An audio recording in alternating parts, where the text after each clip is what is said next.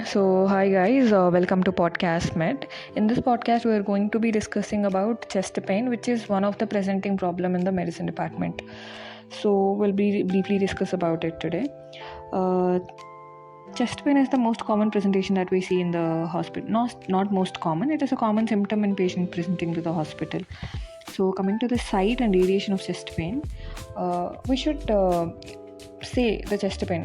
Discuss about the chest pain under these headings basically: site and radiation of chest pain, characteristics of chest pain, onset of chest pain, associated features, clinical assessment, investigations of chest pain, and all the differential diagnosis of chest pain. Coming to the site and radiation, uh, the myocardial infarction normally is present at the site of left hand, shoulder, jaw, and neck region mostly, and it can also present in the other regions as well. And coming to the myocarditis or pericarditis, it is present. The pain is in retrosternal region, and if there is sharp left-sided chest pain, this can be of musculoskeletal system abnormalities as well, and also rarely because of mitral valve prolapse. Coming to the characteristics of the chest pain, we have sharp catching pain aggravated on deep breathing or coughing. This will indicate there is a respiratory pathology over there. And coming to the constricting tight band around the chest pain or discomfort, it indicates a myocardial infarction.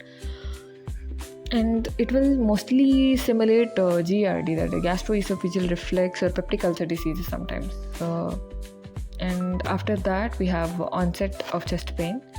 In onset, we have after exertion rather than during the exertion. If the pain is starting after the exertion rather than during the exertion, then the pain can be due to musculoskeletal lesions. If there is sudden onset of chest pain, then it can be due to aortic dissection, pulmonary and embolism, pneumothorax, etc. And the associated features of this chest pain can be like MI, massive myocardial infarction, massive pulmonary embolism, aortic dissection. All of these can be associated with sweating, nausea, vomiting, feeling of impending death. This is called anger animi. These can be associated features in the following cases.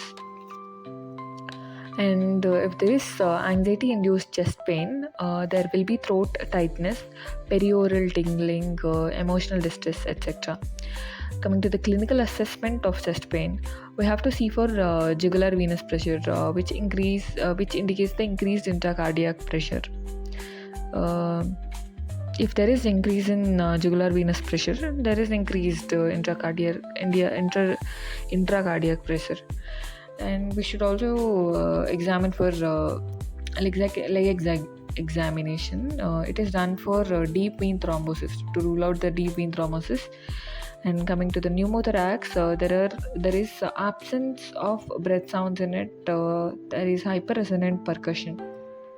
In aortic dissection, there is syncope or neurological deficits seen. And aortic regurgitation, there is a new diastolic murmur that we hear in this. Coming to the investigation, specifically we'll do chest x-ray, ECG and biomarker, which is troponin D dimer, etc. All the other markers also will do, all the other cardiac markers. Then after this, coming to the differential diagnosis of chest pain. Chest pain can be because of the two reasons: central chest pain and peripheral chest pain. Okay, coming to the central causes, cardiac causes that too. We have myocardial ischemia, that is angina, myocardial infarction, myocarditis, pericarditis, mitral valve prolapse syndrome, etc. And under aortic causes, we have aortic dissection and aortic aneurysm. Then under esophageal causes, we have esophagitis, esophageal spasm, Mallory-Weiss syndrome, which is alcohol-induced laceration of esophagus, and then esophageal perforation, that is Borev syndrome. And it can be due to pulmonary thrombus as well. Pulmonary embolus as well.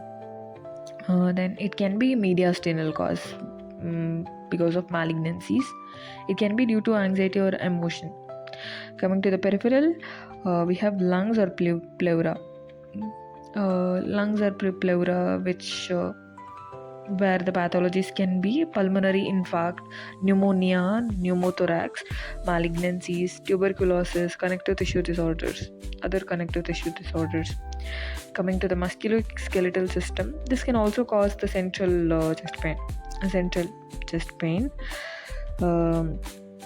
Musculoskeletal causes can be osteoarthritis, rib fracture or injury, acute vertebral fracture, costochondritis, that is Stage syndrome, intercostal muscle injury, epidemic myalgia, that is born on disease.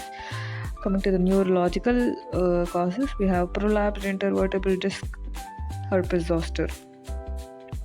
These are the different differential diagnosis of chest pain. All the differential diagnoses for chest pain. And one more thing to differentiate between ischemic cardiac chest pain and non-cardiac chest pain, we have mainly 6 points to differentiate them. Location. The location of ischemic cardiac chest pain is central and diffuse. If it is non-cardiac, it is peripheral and localized. And the ischemic cardiac chest pain radiates to jaw, neck, shoulder, arm, and occasionally to back as well. And there is no radiation in the non-cardiac chest pain. There is tight squeezing, choking kind of pain in cardiac causes. There is sharp stabbing, catching kind of pain in non-cardiac causes. And cardiac chest pain is precipitated by exertion and on emotion. But non-cardiac chest pain is spontaneous, not related to any exertion or posture, respiration. And it is provoked by posture, respiration, palpation.